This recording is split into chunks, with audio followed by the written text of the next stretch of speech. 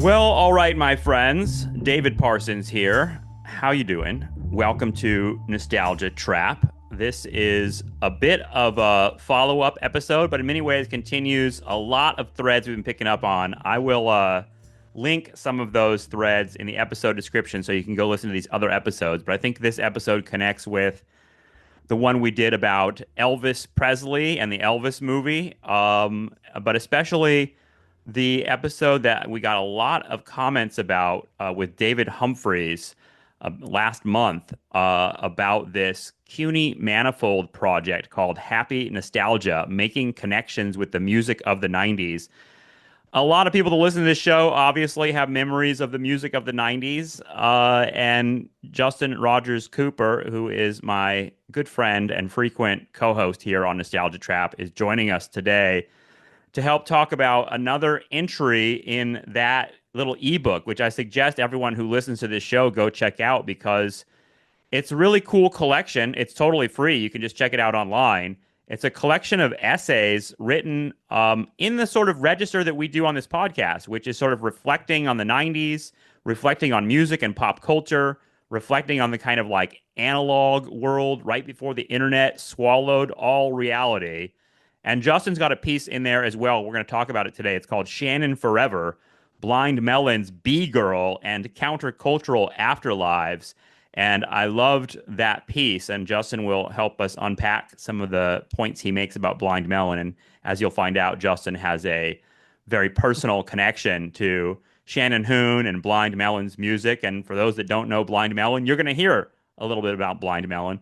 We actually both watched this documentary yesterday called All I Can Say, which I really, really recommend, again, for nostalgia heads, 90s heads. That documentary is a collection of home movies shot by Shannon Hoon throughout his basic like rise to fame and into becoming like a superstar, more or less.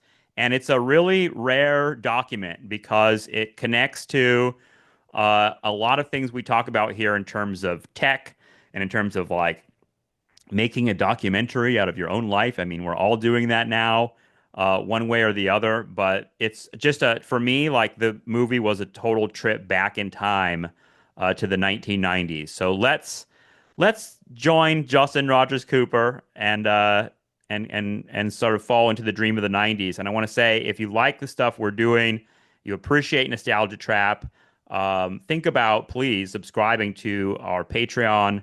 The link is in the episode description, and I've been having a lot of fun with the comments and questions and discussions we've been having with the patrons of the show. So come join us if you'd like.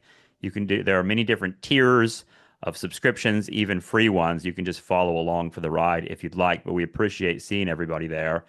And Justin is with me in the Zoom studio right now. How you doing, Justin? Good to see you.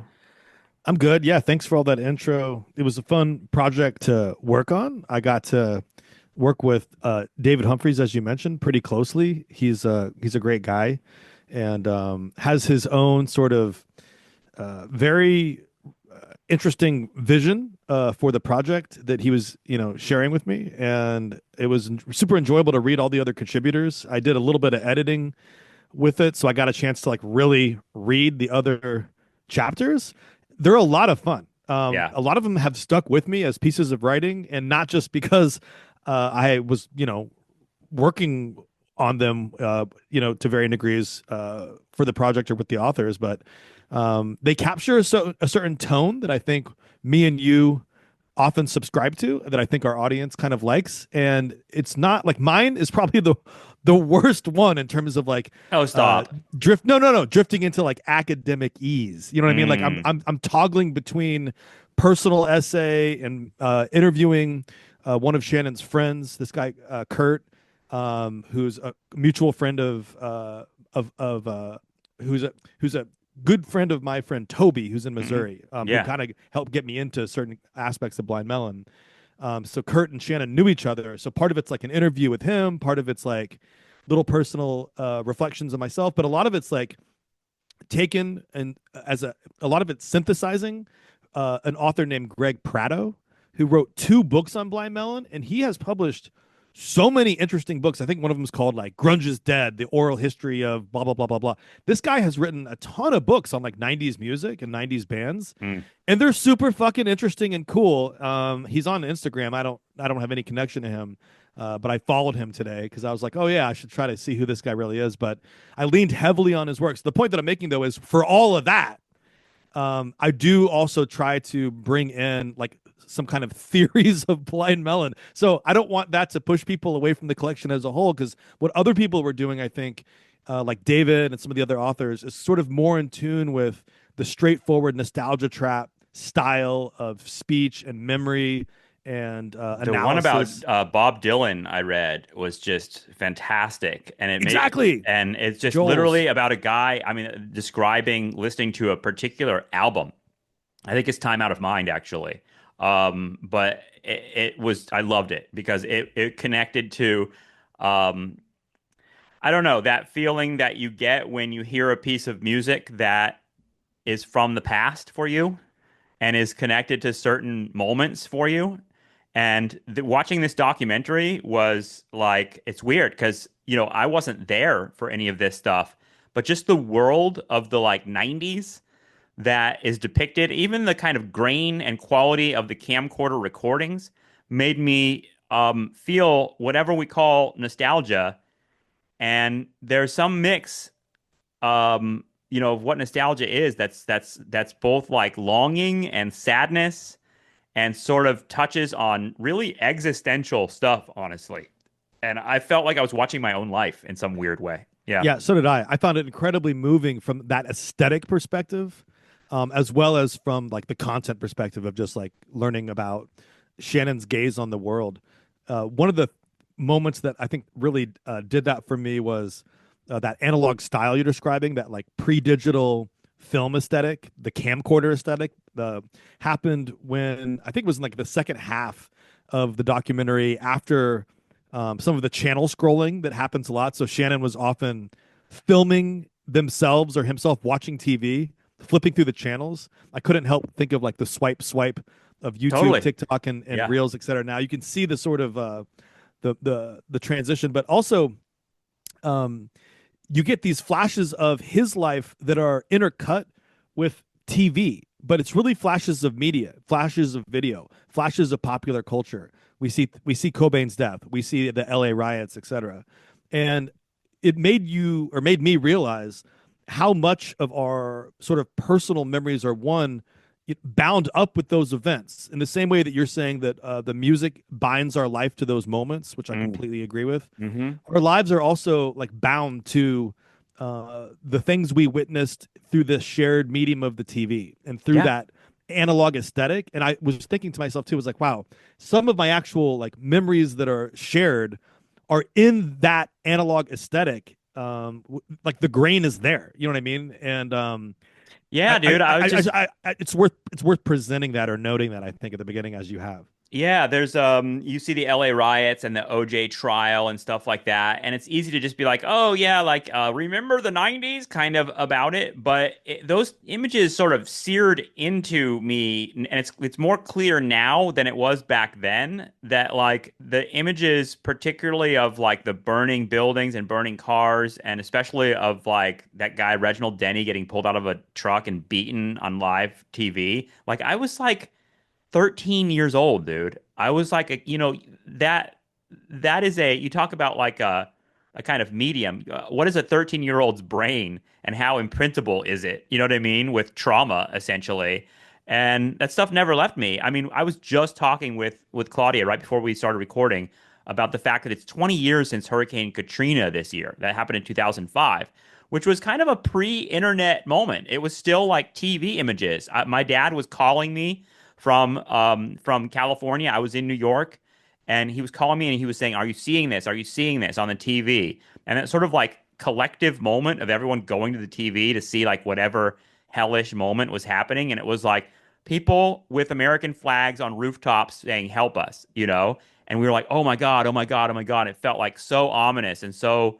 I mean, really, an introduction into a new era, honestly, in a lot of ways of climate emergencies and I don't know, looking to the government to help you in any of this stuff. But either way, yeah, the TV stuff really got me too. Like it felt like um, we were in the 90s, especially.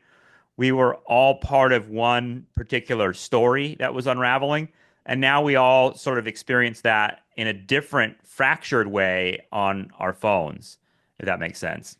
I don't know what's better or worse. It just is. Yeah, yeah. I have my personal feelings in the matter, but objectively, I agree with you. I think one of the things that's interesting about this documentary, and then we can maybe cut into some of the subject matter of like why the fuck Blind Melon, Yeah, which I yeah, think yeah. some people might be wondering about. Which is that you're seeing the TV moment though, you're seeing it through the camcorder, and I think that's relevant because in the 90s, and for all of us that messed around with the camcorders, I messed around with my dad's camcorder a lot.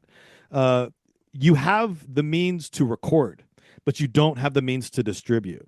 So now we have the ability to make video on our phone and distribute it globally instantaneously. But what makes that moment kind of interesting is that the 90s, you're getting this clear cut transition from analog to digital, something that will never be repeated again, and something that is useful to think about in its own way as a transition for future shows, that we can start to hint at in this one.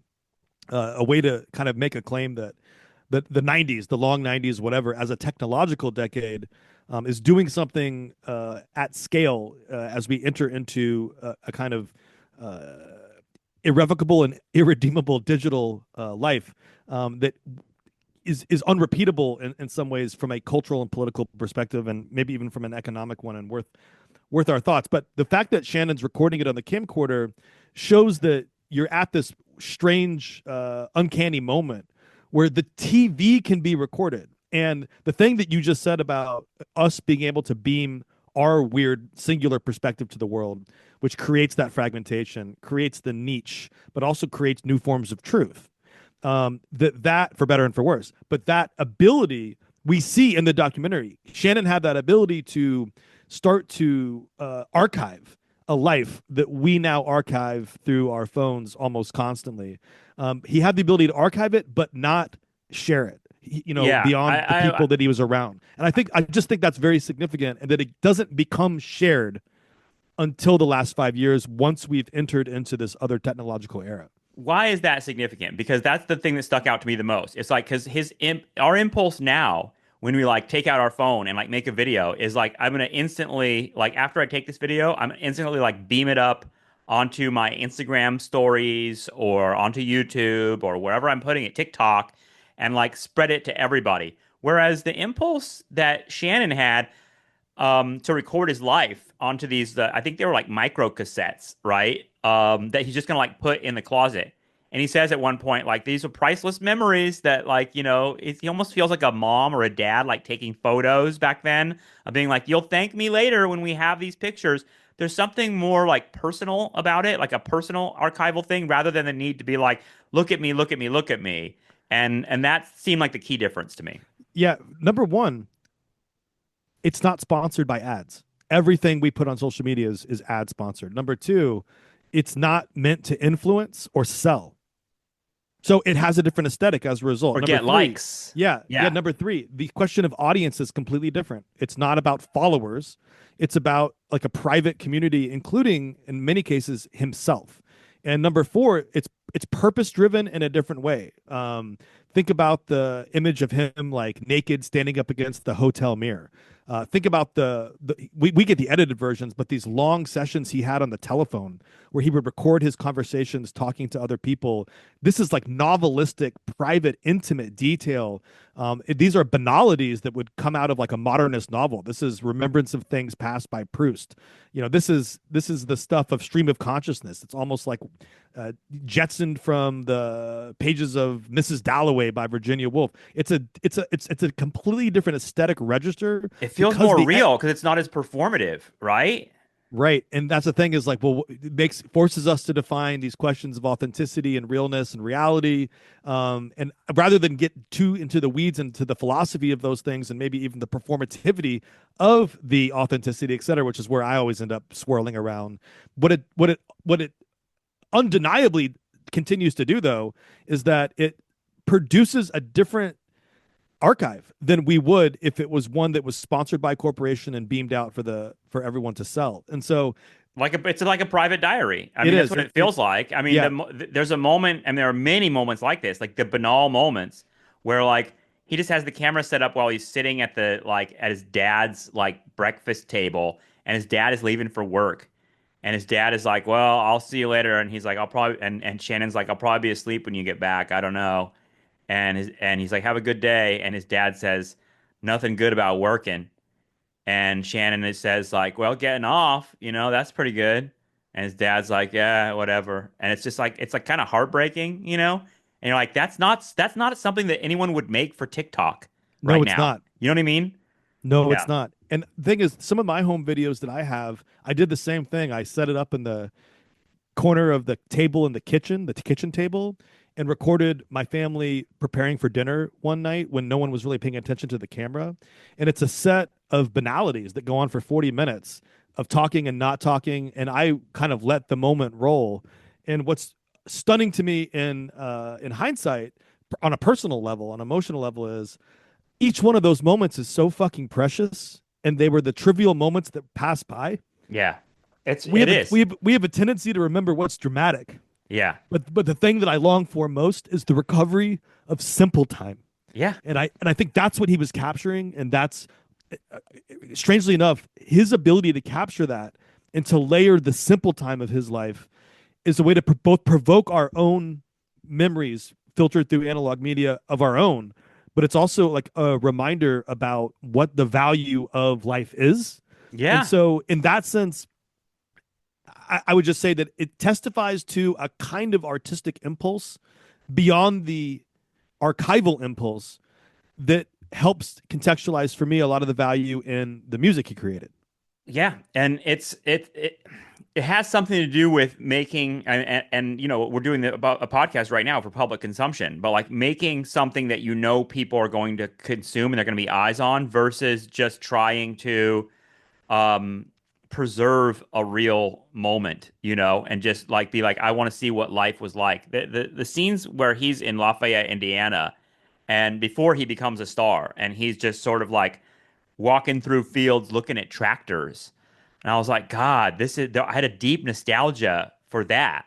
Even in a way, even more than I had a nostalgia for like, I don't know, the big rock concerts where everybody's dancing together. It was just like, dude, just walking through a field and like looking at tractors. Yeah, and it's obviously about like Where's like the fruit. YouTube channel that's that? You know what I mean? Like, I'm sure there is one, bro. yeah. You know what I mean? But it's also like in the Proustian way, it's about it's an acknowledgement of one's ability to record lost time while one's living it, which is like when we were growing up in the 90s, how often did we feel nostalgic for our youth as we were living it? Like that Yeah. that to me was something I felt almost every day. Like you knew you were living something that you weren't going to repeat. And then I'm very aware now of why I felt that way then, and of all the things that I could be right or wrong about. I was right about all those feelings. And so Yeah. part of what you're also this is a struggle for me personally, especially talking about the music for a show like this, is to try to balance the analysis with the kind of very deep affective, emotional, irrational dimension of myself in which I'm trying to untangle what it is that I'm experiencing,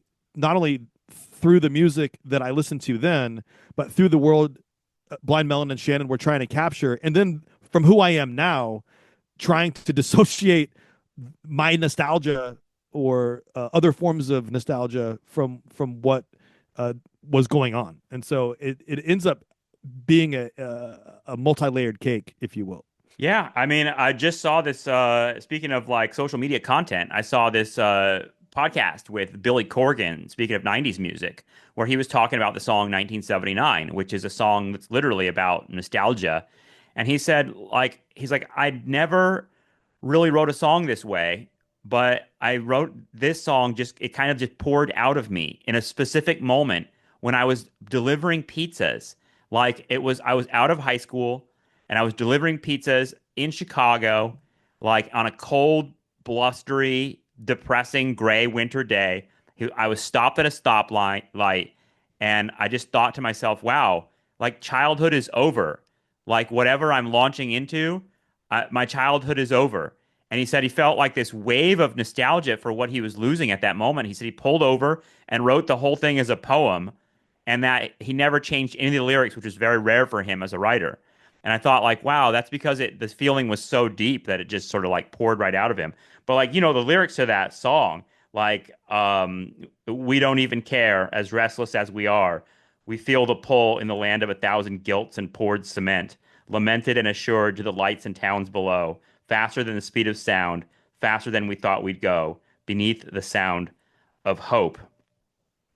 And we don't know just where our bones will rest, to dust, I guess, forgotten and absorbed into the earth below. Just intense shit. And it's like, yeah, that's a pop song that I didn't even really think about the lyrics all that much because it's just such a warm sort of feeling that he produces musically in that song. But we're talking about Blind Melon. I wanted to share that because maybe get us into 90s music because Blind Melon occupies a very specific space in 90s pop culture. And like you wrote about the B girl. For those that don't know Blind Melon, I mean, I'm sure that everyone listening to this probably knows the song No Rain, which is the song that had a video to it that became like iconic of the 90s. And the B girl was like this little girl who I guess was like one of their bandmates, like sisters, right? Little sisters, like Yeah. 10 years old, Heather DeLoach. She Well, she was the performer. oh, she was the performer. The Yeah, picture yeah, on the cover of yeah. the The album is picture a came from different one of person. their. Yeah, yeah, Yeah. yeah, yeah. So the B girl like became I remember that video just being played like nonstop rotation on MTV. And there's kind of a weird curse to it because the song is so catchy. Like I have had it in my head now for like 3 days. I can't get like all I can say is that Yeah, my life is pretty. That song is just stuck in your head. yeah. And it's weird because it kind of cursed them and you can feel it in the movie that like they tried to I don't know, overcome or match or somehow move on from being known for a song that big because there's an exhilarating moment in the film where basically the whole world is listening to that song and like they at their concerts the energy is unbelievable. Like it's just like there are just like thousands of kids just going crazy for that song. And so, yeah, why Blind Melon, Justin? What, like, I know that you have always told me about this band and been like, dude, there's so much more than that song. So yeah, why are you obsessed with Blind Melon and what do they do for us? Because Yeah, they're like no, this documentary really blew me away. yeah. Well, it's 2025, so actually, this is 30 years from his death too. Wow. Sadly, Yeah. so it's an anniversary episode here of its own kind. This is what I write about in the chapter, and I'll just kind of rehearse some of the points I make here to the extent they're interesting. And the B girl, the story of the B girl is interesting because it's like I think it's the fourth single off the record. Yeah. They thought the record was done as far as the marketing part of it. The song was getting some traction on radio, and it was popular among some segments of the audience. And there were people inside Capitol Records at the time who were like, let's do the fourth single and put money towards a video. What's interesting is that from start to finish, that first Blind Melon record had already cost the label like $2 million to promote, market, produce, etc., and it had sold 100,000 copies. So the label was like not unhappy because back then they thought they were investing in like a band, not just an album. Like the $2 million was meant to like be wasn't a sunk cost. It was meant to be like to get the band on the map, and then they would keep funding this band. So the label was at first hesitant, but the band sort of knew that this song might erupt in a different kind of way. And like all 90s bands, they had this, not all, but many, had this ambivalent relationship to commercial success.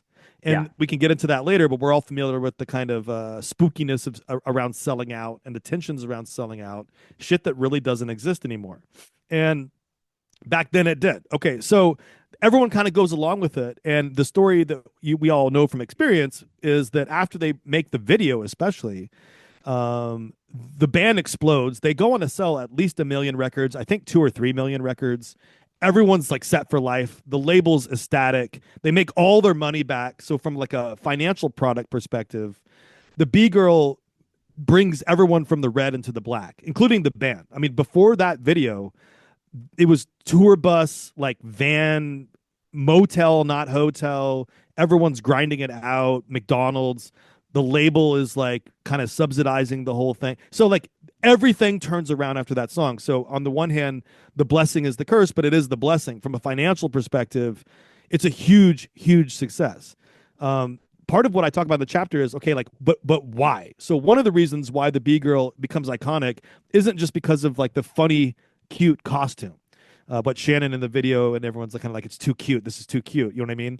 Yeah. Part of it is that it's just kind of it's almost it's a strange set of coincidences and a strange set of decisions to pull that picture off the wall of the B girl, because that gives rise to the video. Like the very fact this was hanging on the wall in the guy's house, and that they then use this as the basis for the album cover, which then becomes the basis for a video that almost didn't get made. It's a strange series of happenstance decisions. Well, it's a young girl. And we all know from the Beatles to Taylor Swift, young girls are a key demographic for popular culture. On top of this, the song fits the meme of the B girl in a strange way because it's really unlike anything else on the record in the way that you just hummed out. Yeah. Because the song was written, and I'm blanking on the guitarist's name at the moment because I spent so much time prepping for the Shannon part of this, but it's written by the guitarist when he's 19, going through like a lovey-dovey relationship, first love romance with his girlfriend who's kind of moping around and depressed all the time. And he writes this like it's like kind of grungy lyrics, but it's like a happy pop B-52's riff, REM riff. Dun, dun, dun, dun. It's even poppier than those two bands that I just mentioned. But it's written from the perspective of a young woman.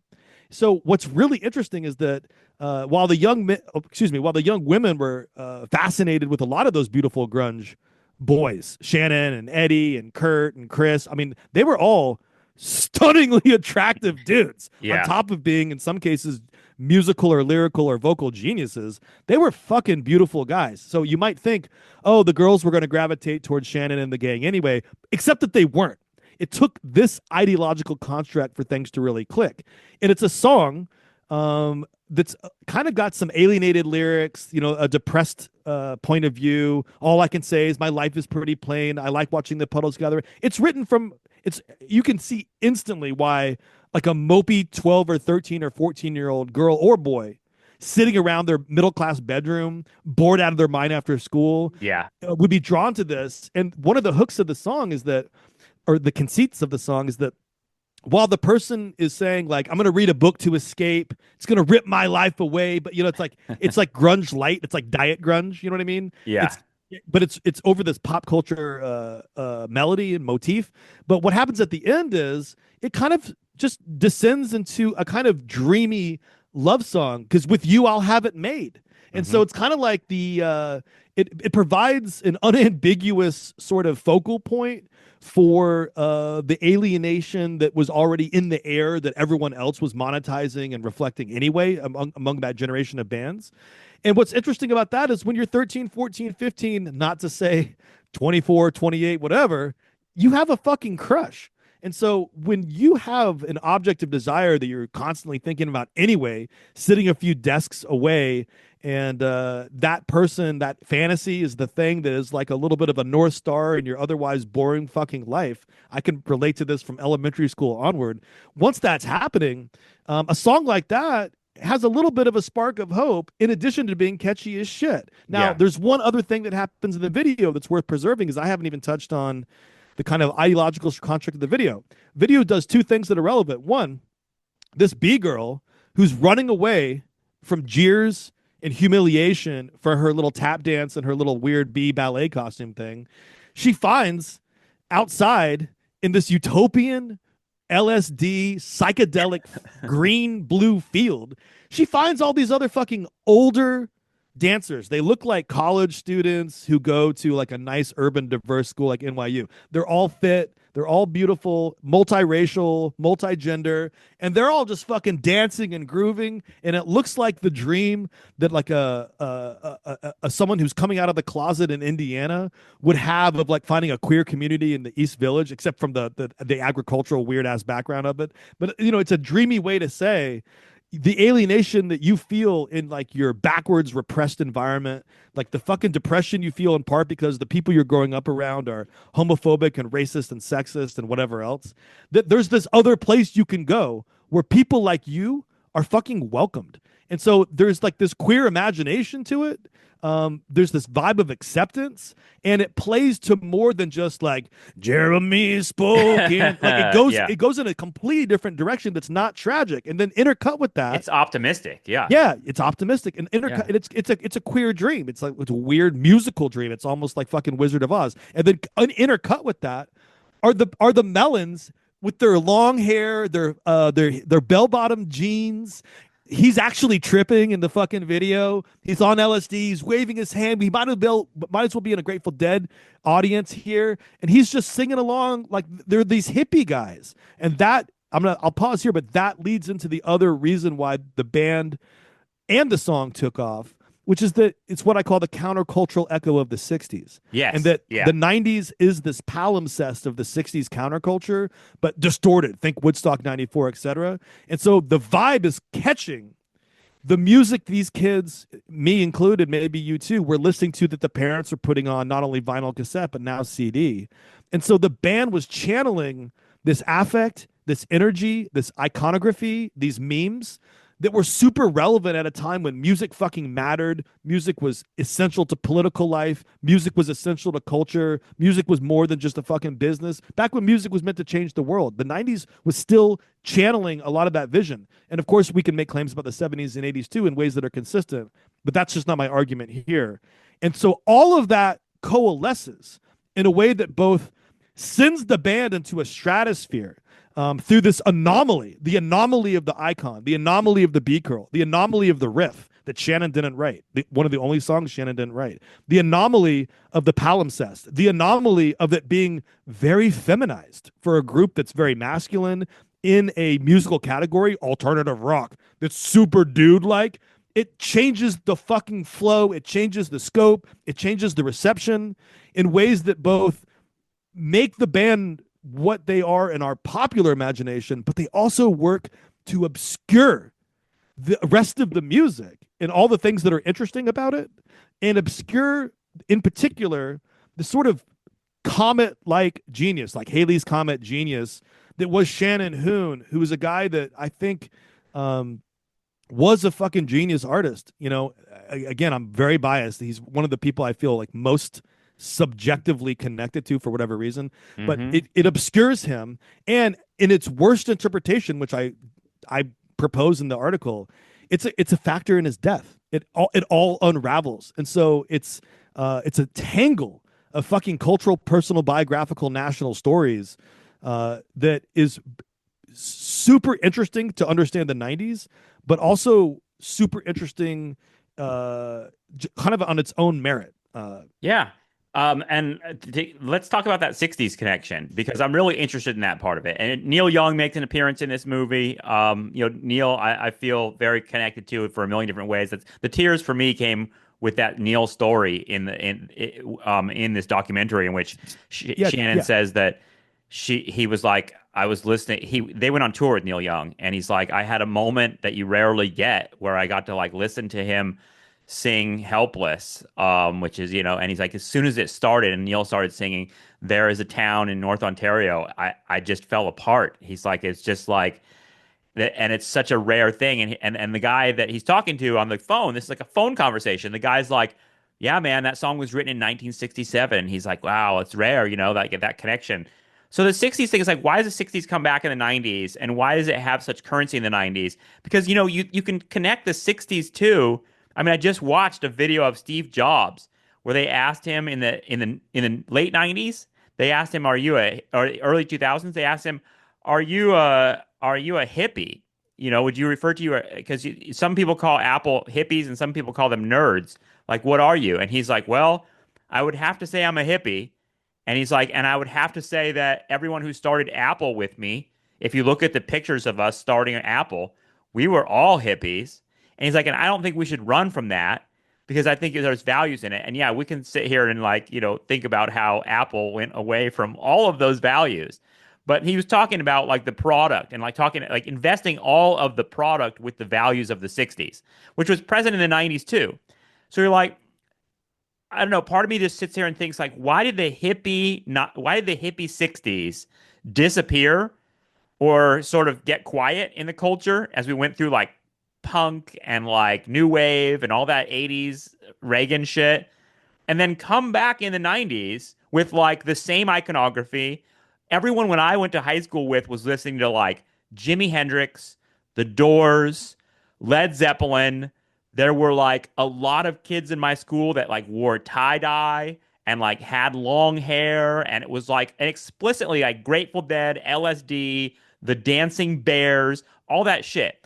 Fast forward to like 2011. I'm at Occupy Wall Street at Zuccotti Park in Manhattan, and like fucking David Crosby shows up, and he has an acoustic guitar, and he's singing a song from the '60s. He's singing "Teach the Children Well," and like people looked at him like he was a fucking jackoff. Like it just like didn't fucking work at all. And I was like, dude, if this had happened in 1998 or 1994, like it would have like people would have just worshipped him as a god, you know? Like the Crosby shit was huge back then. So was Neil Young. I mean, Neil Young was in many ways I think I'm obsessed with Neil Young in part because he is like the living sort of like guy that connected grunge and like 90s grunge to the 60s like literally because he was playing with these guys like he's like Shannon Hoon and Blind Melon are opening for Neil Young. The first time I really was like aware of Neil Young was like the MTV Video Music Awards, Keep on Rockin' in the Free World, playing with Pearl Jam. And it was like he was they call him the grunge godfather. But either way, why do you think the 60s had such currency when we were young in the 90s? Because like it it's such a I mean maybe it's the parent connection, like the generational thing, like this was our parents' music. I don't know. But like when I think about it with Apple and I think about it like connecting it to all this tech shit too, there was a very I don't know, it's a very specific kind of culture. And it works in some areas and it doesn't work in others. And the only other thing I would put in there that we should address is drugs because Shannon Hoon struggled with drugs and alcohol and like the same generation of the 60s guys, they all died too. You know what I mean? Like the whole like 27 club, that thing started in the 60s, right? Thinking about like Janis Joplin and Jimi Hendrix and Jim Morrison and a whole bunch of others. Keith Moon. I mean, it goes on and on. That basically drank and drugged themselves to death back then. That cycle repeated itself with the performers in the 90s too. So I don't know. I threw a lot out there, but Yeah, I love it. You know, it's got to be different things, but I think generationally, one of the things it has to be is that, like, for a 60s guy like my dad, you know, born 52 and super into the anti war movement, I become a teenager. I'm born 1980. So I become a teenager in 93, 94, 95 as that whole wave is peaking.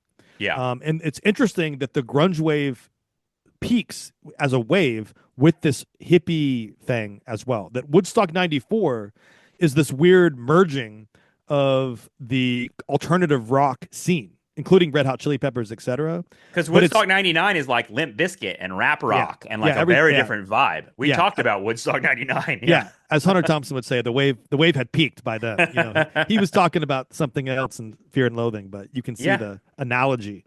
Let me offer you. I thought that maybe I could read a passage from this chapter here, where I'm just trying to digest this stuff. And, Yeah, do it. And I think what I like about this is it contains a lot of facts, whereas my mind is completely broken, but my writing is full of facts. So it contains a lot of facts that I think give people a nice material, specific dimension to what we're talking about in ways that I just find interesting. Okay, so. And then you'll hear some of my answers to your question too. Maybe they're not as deep as the answers you want, but you'll hear a superficial Make it deep, man. Come on, hit me posing. with it. You'll well, I don't know if I can, but you'll hear some posing of some superficial possibilities. So I write, even though pop music today contests social norms and with radical lyricism and sonic affects, especially in hip hop and R&B, Frank Ocean, Kendrick Lamar, Beyonce, the presence of guitar driven culturally relevant songs as avant-garde mass culture are long gone. Remembering, and the guitar driven is key to that, I think. Remembering the kids of the 90s as the children of the 60s, literally and figuratively, we understand better not only why No Rain went viral, but also why Blind Melon tells us something important about the history and power of rock and roll. Many alternative kids were the biological and cultural children of the counterculture. And the music their parents played came with stories about rebellion, drugs, parties, and politics. In this respect, the Melons' trajectory, music, and performances capture the 90s digestion of the counterculture. Politically, this took the form of commodifying signal artists and sounds, but also through attempts to recapture a politics. It is paradigmatic to learn that while on tour with Neil Young, he stopped the buses between cities and invited Shannon to ride together, which is just a fucking amazing thing for us to imagine. Neil loaned Shannon one of his motorcycles he carried on a tour trailer, and they rode for 40 minutes to the next stop. The largest element of countercultural legacy, of course, was music. Glenn Graham, the band's drummer, grew up on the Grateful Dead, Led Zeppelin, Cream, and Buffalo Springfield. Around the time their demo was circulating, Glenn introduced the band to the Allman Brothers, and he encouraged Christopher to return to Zeppelin. Later, they discovered Robert Plant liked their music, calling their live show amazing. When Shannon's future partner, Lisa Sinha, first met him in Indiana, he was listening to Pink Floyd, The Velvet Underground, Janis Joplin, The Dead, and unsurprisingly, Neil Young. Shannon did informal covers of Pink Floyd and John Lennon, including the latter's Working Class Hero. Capitol Records VP of A&R describes their classic sound within the lineage of Crosby, Stills, and Nash, Neil Young, Blind Faith. Flowerhead guitarist Bud Zoller described their live vibe as 60s, groovy, psychedelic. Like Young and Joplin, Shannon could hit the high registers with his voice.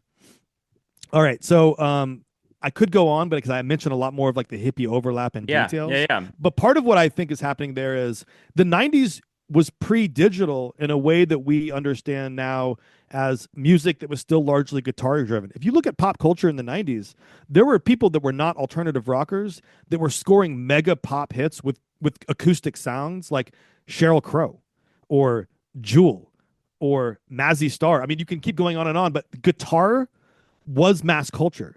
It is, with the exception maybe of Taylor Swift, pop culture now, like the top 20 songs on US on Spotify, I don't think are that much guitar driven music, and especially acoustic driven music. And even if you think of Taylor Swift's hits, how many of her hits in the last 10 years contain an acoustic rhythm as the dominant musical motif of the song? It doesn't. She does another thing that's very successful, and I'm not posing her, by the way, out of any kind of hatred or anything like that. I'm posing her as of course. as a representative artist. Something has changed, and people often say like, "Oh, what happened to bands? Like bands are gone." And it's like, well, what is a band? Like a band is five dudes with guitars, right? Like that's generally what people think of as a band, and you can put all the sort of like attendant, sort of gender stuff on top of that. But either way, yeah, this was kind of like the last sort of flash of that. Like, I don't know if we'll get a group of, I mean, you and I, there was kind of a micro flash with like the Strokes and like, Modest Mouse and Franz Arcade Ferdinand. Fire. Yeah, Arcade Fire for sure, which was a multi-gendered band, I think. Yeah, it was like him and his wife. But yeah, you're right. And that was our kind of like last flash of that kind of stuff, I feel like.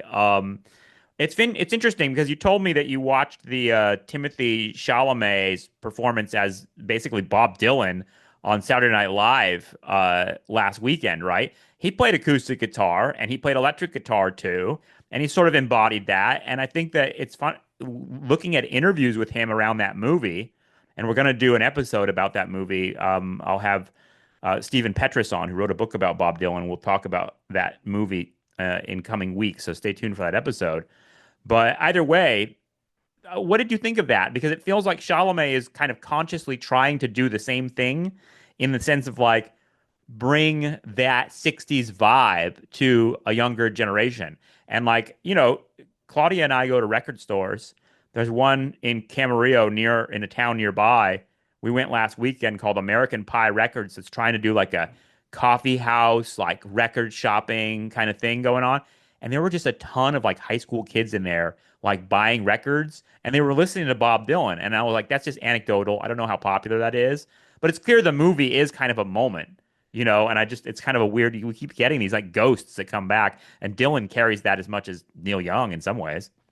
One of the things you mentioned in your conversation with David Humphreys, and something that's in the intro to this collection, Happy Nostalgia, is that there is not only a continuous analog culture that's persisted into the present day, but that in a interesting way, a lot of thoughtful young people who were born after this era go back and recover aspects of the 90s and the 60s the same way that we recovered aspects of the 80s and the 60s when we were growing up in the Yeah, 90s. they're versions of us. Yeah. Those folks will always exist. Now, I think the distinction I would make is that in the 90s, like, it's famous in the apocryphal sense that Nirvana knocked Michael Jackson off the charts.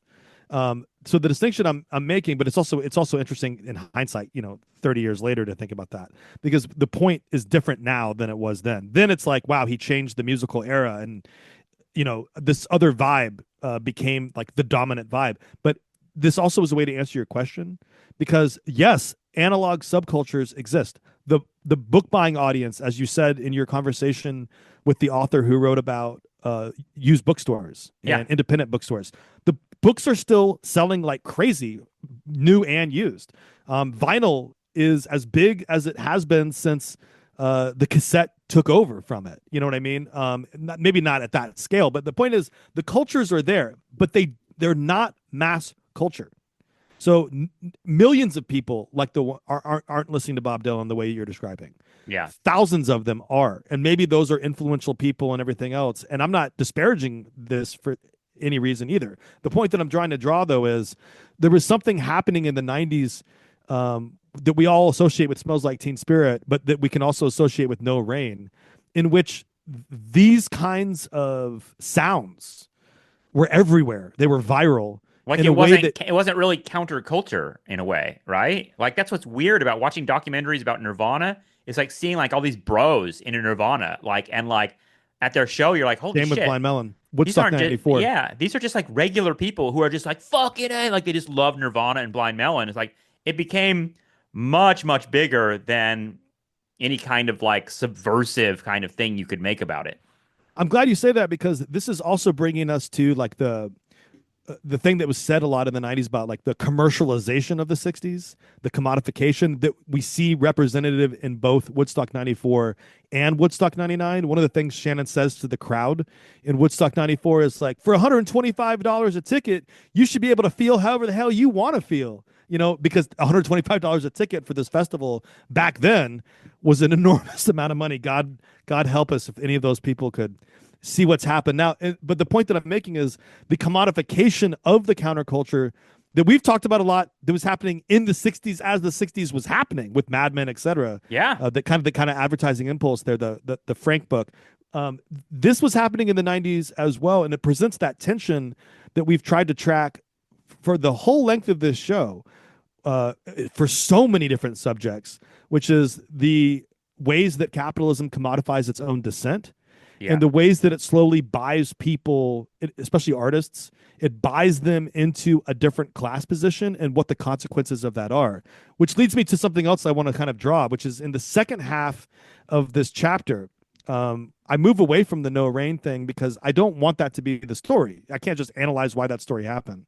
Well, what else is there once you uncover, Blind Melon from No Rain, and you look at the weird mishmash of like 60s and 90s sounds that the band was producing across, really three core records, the self-titled debut, and then Soup, and then the posthumous Nico. Like, what's going on with all that? And once you investigate what is on those tracks besides No Rain, part of what you come up with is something that's really similar to Cobain. And Hoon, or Shannon, and Kurt's lives are weird parallels to each other, not just because they're born in the same year in 1967. And not just because Cobain comes up in Aberdeen and Shannon comes up in Lafayette, which in some ways are similar kinds of cities at that time. Not completely, but in some ways. Conservative, repressed environments that are in decline. Lafayette is the Rust Belt, and Aberdeen is its own weird Northwestern Rust Belt, as we know from the decline of the logging industry and the decline of the Pacific Northwest economy. So they're both in kind of like terminal recession economies at the time they're both growing up. But when you look to the music, what are they writing about?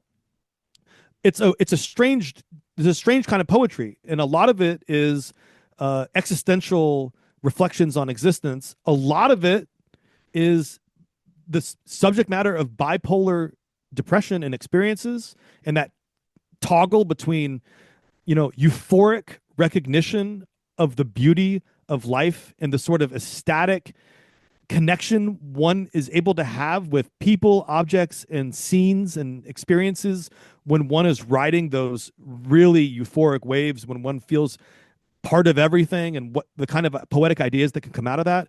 And then also the terrible struggle when you're on the downslope, when the thing called life is something that you can't connect with. And in both cases, as in many other cases, the kind of self-medication of drugs to kind of mediate both the bipolar aspect of things, the manic depression, but also as a way to fuel creativity in terms of the inheritance of the 60s you describe, but also as a way to fuel performance. These become incredibly important things that really matter. And, I think, Shannon's doing different kinds of drugs than Kurt. Shannon's not so much a heroin guy. He does do smack, and it does affect him, and it's part of his decline. But, Shannon died of I think a cocaine overdose. Yep. And it was kind of his performances, like Cobain's, were chemically fueled, maybe in slightly different ways, but overlapping ways. But also, and I compared this to our show about Elvis and everything else. Part of what Shannon and Kurt and some other kind of performers do, maybe including Elvis, especially towards the end, is that the need to use a chemical fuel to get to the place where you can be the thing that you want to be for the audience in order to feel their love. That you find yourself in these self-perpetuating spirals of addiction and performance, where the thing that you are on stage is something that is both a key to your success and the thing that fills you up, and it's also the thing that's slowly killing you. And so, like, you're in this weird ritual of death with audience participation, and the corporation behind you, Capitol Records or Columbia Records or Geffen Records, they need you to keep pumping out your body and pumping out your soul night after night after night to generate marketing, to generate the amount capital. of physical and emotional energy that it takes to perform like that over and over and over again, to me, is mind-boggling. And you often hear this from performers that, like, the road is just a punishing experience. And I mean, it's really, really haunting. And this whole movie is haunted by the fact that Shannon's gonna die. And the moment at the end of the film when it's the last day he's alive, and he recorded himself all the way until like a couple hours before he died. He's on the phone to Lisa, his girlfriend, his long-term girlfriend since high school. And one of the things he says to her is, he's like, I got to get off this fucking bus. And it's clear that he's just completely drained from this shit. And I think he died on that bus, which is so fucked up. And like, the New Orleans connection is interesting too. He seemed to have premonitions of his death. And New Orleans was a place that seemed to really haunt him, and he kind of hated. And he was like, when I get out of this city, I never want to come back. And that, like, when hearing him say that, I was like, that's where you're gonna die, dude. Like, it's so fucked up. And yeah, like 100%. I mean, that's you mentioned this in your text to me too. It's so haunting too to see them like on the top of Capitol Records, like going outside, and it's like this triumphant moment where they're looking out over the landscape of Hollywood and Los Angeles and being like, "We're kings of the world." Yeah, it is that sellout moment. They literally sign the contract out there, and they're popping champagne and everything, and you're like, dude, this is the path to your death. Like you'll be dead in 3 years. Like, and what does that your death have to do with you signing this contract right here? Like it's like a deal with the Exactly. devil, Yeah. literally. And Yeah. it's not a one-to-one thing, but No. it's a key factor in the equation. Yeah. And how we and analyze and untangle it matters a lot. Well, A it's couple beautiful. That was what's so great about the Elvis thing, right? Is like watching him at the end where you're like, holy shit, he's like all fat and bloated and drug addled and just like, but he still like has something in him that he wants to give to us. Mhm. Like it's not just like he's enslaved by Colonel Tom Parker, who's just like making him go out there and perform more. Like there's something in Elvis that like wants to give his everything to people. And he literally does end up giving every bit of his life to the rest of us. There's something really poetic and beautiful and sad about it. Yeah, and I Yeah. actually I think that's true of Shannon as well. And if you Yeah. watch those live performances or hear them, you can sense it. A couple of things he says in the documentary that I think start to get us there too, to just what you're saying is when the interviewers are asking him like, how does it feel to be this successful, or what sense do you make of it? He's always resisting those kinds of questions. And one of the things that he says as the documentary cuts in with some of that New Orleans footage is that he says, as quickly as it might have come, it could be gone that soon. This is just a time frame we're dealing with. We're not going to be here forever. So Yeah. that's one thing to hold, that he was kind of himself seeing things in that tunnel. And why he seems to, it's part of why he's videoing taping everything too, is Yes. like he wants to Yes. preserve it and be like, I existed. I was here. Yes. And he wants to capture more than just what the concerts were capturing or the media was capturing. He wanted to capture this thing he knew was burning very bright and very quickly to the end. He wanted to capture some of it on his own terms. It's the stab in the chest. Later, Yeah. when he's talking, I think maybe it's to Lisa, similar to the scene that you were describing, he says that there's like this mental rug in his head, like the rug of like this stability of how happy I would be, this feeling I would have when I got to a certain point, meaning the point he's at with success, with stardom, as a musician, as a singer, as this guy. And he says that feeling wasn't there, and I didn't know why. Meaning he thought that by achieving all this stuff, he'd be happy, but when he achieved his dreams, he didn't feel different, much less happy. Cobain says a lot of similar shit, a lot of similar shit, and a lot of similar shits in the Suicide Note. And I think some of us on a different level can relate to that. That like what it feels like to succeed sometimes is a little sad because after the dopamine hit of a reward or an accomplishment, I personally often feel really depressed for an extended period of time because there's something that even the things that we do to try to express ourselves in ways that might have a lasting impact on someone or something or somewhere. They don't fill you up inside where that hole exists. Like there's something inside you that can't get filled, and there's a darkness in there, and you keep trying to figure out a way to produce something that will change how you feel on the inside.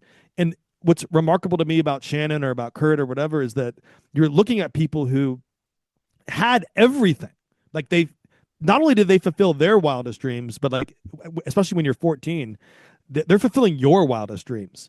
And when Yeah. it doesn't go right for them, it signals something dark in the universe for you. And it's something that I don't think I've ever gotten over because the thing that fucking killed them, the thing that the kind of the thing they couldn't, the loss they couldn't live with, even when everything else around them filled up. I kind of understand that on some level, maybe not to the same degree, but I understand it enough to know that when we're talking about some of these subjects, it's very hard to divorce yourself from the subject, Totally. Yeah. if that And makes like to sense. yeah, and to desire like being rich and famous. It's weird because there's so much fiction and nonfiction stories that we pay attention to that are about how, well, it's ultimately empty. And like everyone who has achieved stardom basically tells us this. There's like a tragedy at it. Like, I got everything I wanted and I still didn't fill that hole. I still felt empty. It actually made it worse. And you're sort of like, but what social media did for us is like make it so that we're all trying to achieve little bits of like likes all day, like little hits of fame all day, even though we know that it doesn't do anything for you. Like even if you go viral for a moment, how long does that pleasure that you get from that last, right? I mean, it's really cheap. A like on Facebook is cheap as hell. You know what I mean? Like Hmm. you put a picture up and you Dude, that get it's like, the cheapest thing in the world. yeah, and you get a little thumbs up and like someone liked it, or you get a little heart and you're like, oh, someone liked it. And you feel good because you got a notification. But like it is a cheap drug.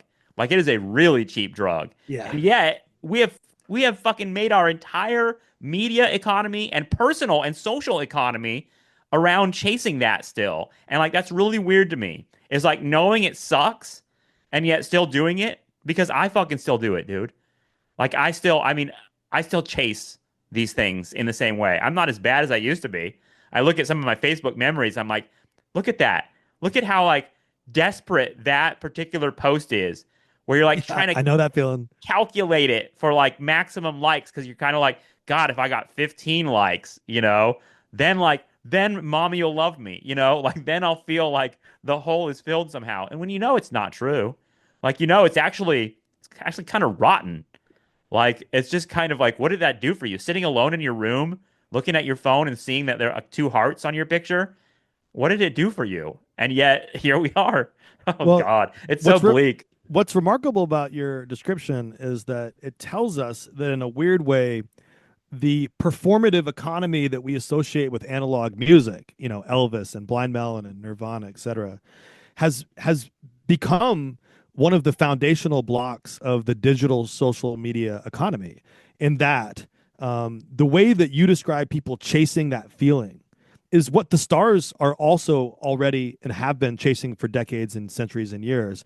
And the And it's clap, monetized too. I yeah, mean, yeah, the you can't get clap away of the from that. audience, yeah, Yeah. the asses in the seats, Yep. the lighters held above the head, Look at the Anthony Bourdain, dude. Reading about why he killed himself in his final days, he had a little like thing on his phone that told him how many people were Googling him, right? Like it's a little app that tells you how many people are Googling your name.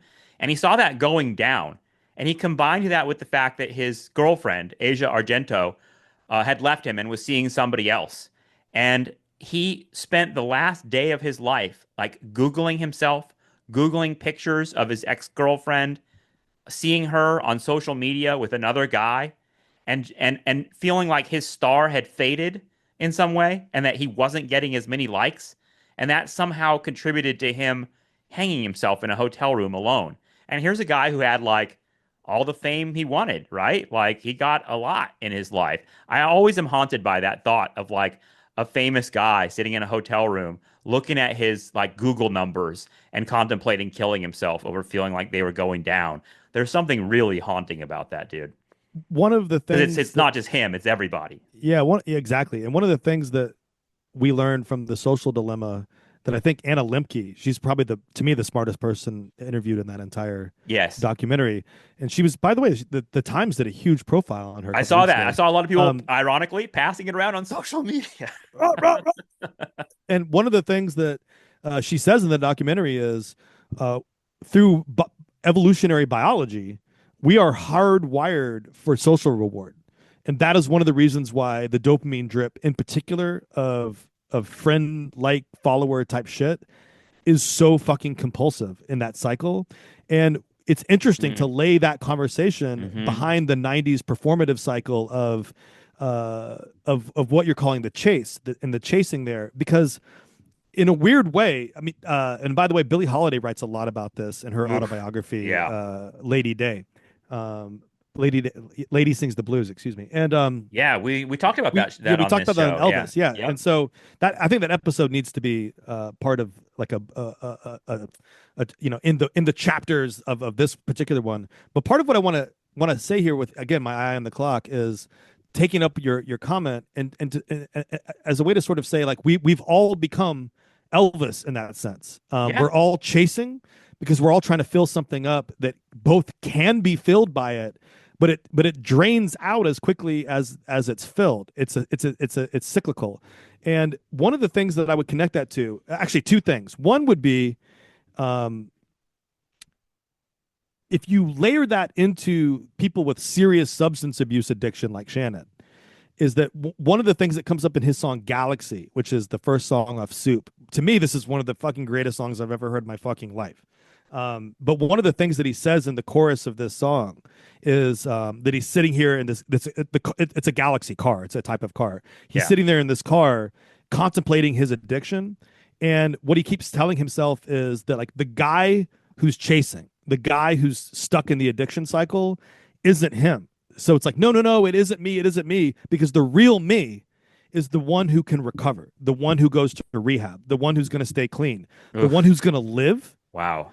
No, no, no, it isn't me. And so like you gotta hear that song. And part of what I think is interesting about that is that in the documentary too, really early on in the documentary, he says he's talking to someone or talking to himself, and he says something like, "Can't somebody kill all these guys inside of me?"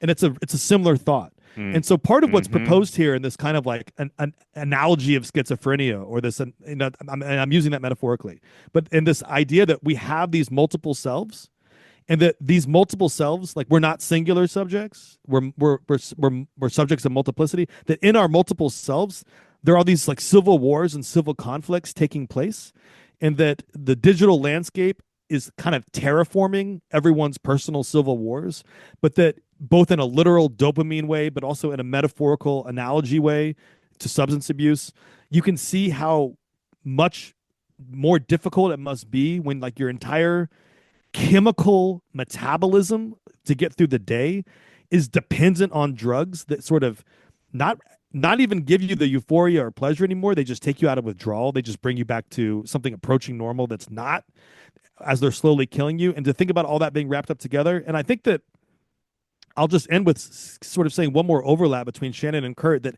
I think has to be connected to what we're describing, which is that one of the, I think, things we said in our Nirvana episode that I don't think we're alone in thinking, we can't be, is that, you can take Cobain out of Aberdeen, but you can't take Aberdeen out of Cobain. Mm-hmm. And by that, we just don't mean the place, the repression of the place, the stultification of the place, the recession of the place. We also mean his kind of infamous childhood. What you choose to believe about it or not, I think what we can say is that, like Elliott Smith or others, like he had a tough childhood for him, and it brought him immense pain, and it changed the formation of his character and his self. That the family unit was supposed to provide him with love, respect, recognition, and safety, and it didn't always do those things. And so the self that was produced, or I should say the selves that were produced, it's like a crowd of people that were morphed out of that situation, and that then you're dealing with these personalities as you go through all these other fucking crazy wild experiences, from music making to becoming fantastically wealthy and also dealing with serious hardcore heroin addiction. That when you take that and then you put it to Shannon, you can take Shannon out of Lafayette, but in some ways you couldn't ever take Lafayette out of Shannon. And it's not the same divorce as Kurt. It's with the same consequences. You can see his relationship to his dad is way different than Cobain's relationship to his dad, which was fairly estranged up until his death. Shannon's always kind of like back in Lafayette, trying to make peace with this family thing that was broken up back in the day, and trying to, he loved his parents very dearly. And by the way, in his final conversation that he recorded on October 21st of 95 in that hotel room outside in New Orleans, outside the tour bus, I mean, before he gets on the bus, whoever he's talking to, he's saying, "How's my family?" Yeah, I And know. when in his birthday, when he on his 28th birthday, it looks like he's in Lafayette. It's before the tour, and he blows out the candles on the cake that's shaped like a guitar, and it's just him and Lisa and Nico. Yeah, it's And so and sad, dude. And when and he when she sings and many more, there's a wince in his face. I don't know if you noticed that, but like it feels like he knew that he may not live long, and that was his last birthday. It was so disturbing. and that he's trying to make a loving family. Yeah. So like at the end of all this shit, like what is it that we're struggling for? And it's the thing that we're all kind of struggling for. There's like a universal dimension to Yeah, and you're at war with this guy's yourself tragedy. over it. Yeah, I agree, and that's really well put. I mean, and it's a very empathetic way of looking at drug addiction as well, because I sent you Kurt Cobain's one of his journal entries just like 5 days before his death, when he left the rehab program, and he was like basically like, I know that I'm going to be struggling every day not to do drugs, and there's something immensely fucking depressing about that. And it feels like, in a way, you can imagine his suicide as like the guy who recovers killing the addict. You know what I mean? Just out of an act of desperation, the gun kills the addict guy. You know what I mean? Like it's I think the that's only really victory he could achieve. Yeah, dude, I think that's very well said for me personally, because yeah. I always, no matter what's in the note, I don't think that note is really what, to me, the note doesn't explain the suicide. To me, the drug addiction is what Oh, explains the totally. suicide. Yeah, it's an act of total desperation. Yeah, And it's reading not about David, Freddie reading Mercury. It's about being reading a junkie. Yeah, and reading David Foster Wallace's description of suicide, a guy who also killed himself, he wrote about like suicide as jumping out of a burning building in the way that the people in 9/11 jumped out of the towers. You know, it's like there was just like no choice because the pain was so tremendous that you had to like get that last gulp of air, and that air is death. It's so disturbing, and yet it's very understandable. And it's part of getting these guys, because when you look at that picture you sent me of all the like grunge, basically like Mount Rushmore of grunge heroes, they're all gone, dude, and they all wasted themselves one way or the other. Chris Cornell, Kurt Cobain, Scott Weiland, Shannon Hoon, one more in there. But either way, Well, yeah, dude, it's a rough road in a lot of ways. And thinking about the '90s is partly thinking about those tragedies and like why we had 10 Elvises in the 90s. I completely agree, and I think, Yeah. and I think what I kind of want among all the other human qualities of Shannon, that we might put on the table for the rest of time. Part of what I'm saying is, if you get past No Rain, you not only get into just that, what you just said, you add him to that group, you add him to some of these stories, but you also get, to me, music that can help articulate these exact tensions. That's pretty fucking great music too. And so like I think that's what I want to uncover and unbury, not for this show today, but to like kind of keep that space open for anyone who's looking into these subjects and questions. Because I think that when we look into these subjects and questions, we all go to Nirvana. And what I'm saying is, in addition to Nirvana and every other subject you want to pursue along these lines, Shannon Hoon and Blind Melon should be part of that investigation and inquiry. They can't be ignored on the basis of this one-hit wonder thing. Yeah, I agree. So check out Blind Melon's music. Check out this piece from Justin Rogers Cooper that is in the Happy Nostalgia CUNY Manifold project, which again is like a free ebook. It's got a lot of valuable ideas in it from a lot of different scholars. It's cool stuff. And I wanted to thank you, Justin, for sharing your ideas about Blind Melon. I spent the week listening to them, and I honestly like. They have a lot of great stuff. Like they have that one song, "Skinned," which is about Ed Gein and serial killer shit. Very much reminded me of Nirvana. And reading your piece, I realized you know that Kurt Cobain actually heard that song and appreciated it, right? And had his friend Kurt, not Cobain. Okay, his so friend not Kurt. Okay. So never mind. But he would have, I think. Yeah. Like, you know, he totally, would have. It was up his alley. It's within that like kind of sick American register. But either way, thank you for listeners. We would love to hear what you guys think about this stuff. Check out all of the Nostalgia Trap universe on our Patreon page. We'll have links to all of these articles and music in the episode description, and we'll see you again next time.